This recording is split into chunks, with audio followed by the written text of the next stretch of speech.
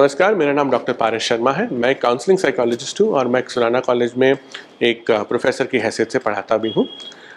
मुझे कई बार लोग पूछते हैं कि आप काउंसलिंग साइकोलॉजिस्ट हो, लेकिन क्या आपका कोई स्पेशलाइजेशन है? क्या आपने किसी एरिया में स्पेशलाइजेशन किया है? या काउंसलिंग में क्या किसी तरह के स्पेशलाइजेशन होते भी हैं? तो इसका जवाब है हाँ, मैंने एक स्पेशलाइजेशन किया है जिसे हम मैरिज एंड फैमिली काउंसलिंग कहते हैं। और काउंसलिंग में तरह तरह के स्पेशलाइजेशन होते हैं, जैसे कि child counselling, career counselling, clinical psychology, testing, assessment वगैरह वगैरह। तो मैंने जो स्पेशलाइजेशंस किए हैं उनमें से एक है मैरिज एंड फैमिली काउंसलिंग। और आज मैं मैरिज एंड फैमिली काउंसलिंग के बारे में आपसे बात करना चाहता हूँ। आ, शादी एक बहुत ही आ, अच्छा रिश्ता है, बहुत ही इम्पोर्टेंट रिश्ता है जिसमें जुड़कर दो लोग अपना जीवन साथ में गुजारने का फैसला करते हैं और एक दूसरे का साथ निभाने का फैसला करते हैं। लेकिन ये सफ़र हमेशा आसान नहीं होता है। कई बार शादीशुदा जीवन में बहुत तरह की मुश्किलें आने लगती है, जैसे कि एक दूसरे पर भरोसा ना होना, एक दूसरे से जो बॉन्ड है, एक दूसरे से जो आपकी नज़दीकियां हैं वो कम हो जाना, और कई बार आपके परिवारों के बीच में अनबन होना, जिसकी वजह से शादीशुदा ज़िंदगी पर भी इसका प्रभाव पड़ने लगता है। तो ऐसे टाइम पर जो परामर्शदाता या काउंसलर आपकी मदद करते हैं उन्हें हम मैरिज काउंसलर कहते हैं। अब सवाल यह आता है कि क्या कोई भी अपने आप को मैरिज काउंसलर कह सकता है? क्या अगर मैं एक बड़ा बुजुर्ग हूँ जो पिछले 20, 30, 40 साल से शादीशुदा जिंदगी व्यतीत कर रहा है, तो क्या मैं अपने आप को एक मैरिज काउंसलर कह सकता हूँ? तो इसका जवाब है नहीं। मैरिज काउंसलिंग एक प्रोफेशनल प्रक्रिया है। आपको इसके लिए प्रशिक्षण लेना होता है। या तो आप काउंसलिंग में या साइकोलॉजी में मास्टर्स डिग्री करके एक स्पेशलाइजेशन कर सकते हैं मैरिज एंड फैमिली काउंसलिंग में, या अगर आप देखें तो कई यूनिवर्सिटीज़ में मैरिज एंड फैमिली थेरेपी की डिग्रियां भी होती हैं, जो पूरी की पूरी degree marriage and family therapy के ऊपर ही फोकस करती है। तो जो व्यक्ति इस डिग्री को पूरा कर चुका है और जिसको मैरिज एंड फैमिली काउंसलिंग का प्रशिक्षण मिला है, केवल वो ही अपने आप को एक मैरिज काउंसलर कह सकता है। तो आपको थोड़ा ये ध्यान देना होगा जब आप अपने काउंसलर का चुनाव करें कि क्या वो सही में प्रशिक्षित है मैरिज एंड फैमिली काउंसलिंग के लिए या नहीं, क्योंकि ये सिर्फ एडवाइस देना या सलाह देना नहीं है। इसकी बहुत सारी तकनीकें हैं जो प्रोफेशनली तैयार की गई हैं। अब दूसरी बात यह आती है कि मैरिज फैमिली काउंसलिंग में होता क्या है, इसका उपयोग कौन कर सकता है और किस परिस्थिति में इसका फ़ायदा हमें हो सकता है। तो यहाँ पर मैरिज काउंसलिंग से जुड़ा सबसे बड़ा मिथक हमारे सामने आता है कि मैरिज काउंसलिंग का मतलब ये है कि आपकी शादी टूटने की कगार पे है और टूटते रिश्ते को बचाने की आखिरी कोशिश है मैरिज काउंसलिंग। ये कोशिश अगर असफल हो गई तो फिर हमें जाकर तलाक ही लेना होगा। ये विचार लेकर कई बार कपल्स जो हैं मैरिज काउंसलिंग में मेरे पास आते हैं। तो मैं हमेशा उन्हें ये कह देता हूँ कि मैरिज काउंसलिंग का ये मतलब नहीं है कि शादी तोड़ने से पहले एक आप लास्ट अटेम्प्ट जो कर लोगे उसे हम कहते हैं मैरिज काउंसलिंग। बिल्कुल नहीं, ऐसा नहीं है। मैरिज काउंसलिंग का एक हिस्सा है ऐसे कपल्स के साथ काम करना जो सोच रहे हैं कि शायद उन्हें तलाक ले लेना चाहिए या तलाक ना हो इसकी कोशिश कर रहे हैं, और अपने आप का एक दूसरों की जो इश्यूज हैं और एक दूसरे के जो रिश्ते में दूरियां आ गई हैं उसे मिटाकर फिर से नज़दीकियां बनाएं। ऐसे लोग आते हैं हमारे पास कई बार, पर ये एक हिस्सा है।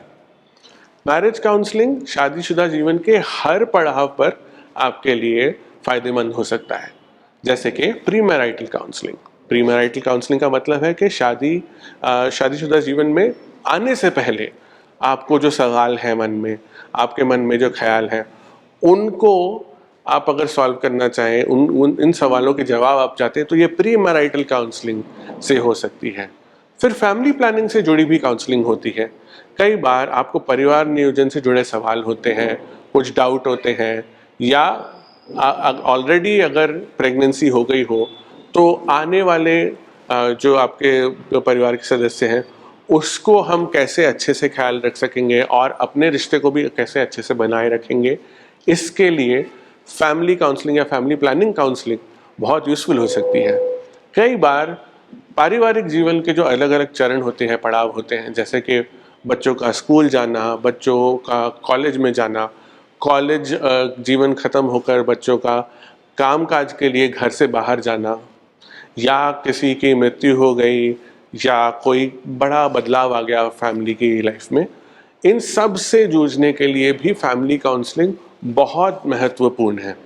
तो हम अपने परिवार को बहुत महत्व देते हैं, हम हमारे शादीशुदा जीवन को बहुत महत्व देते हैं, पर दुर्भाग्यवश मैंने ऐसा देखा है कि फैमिली काउंसलिंग और मैरिज काउंसलिंग को हम इतना इम्पोर्टेंस नहीं देते हैं, क्योंकि हमें ऐसा लगता है कि वही लोग मैरिज एंड फैमिली काउंसलिंग के लिए जाते हैं जिनकी शादीशुदा ज़िंदगी बहुत ख़राब है या जिसका पारिवारिक जीवन बहुत ख़राब है।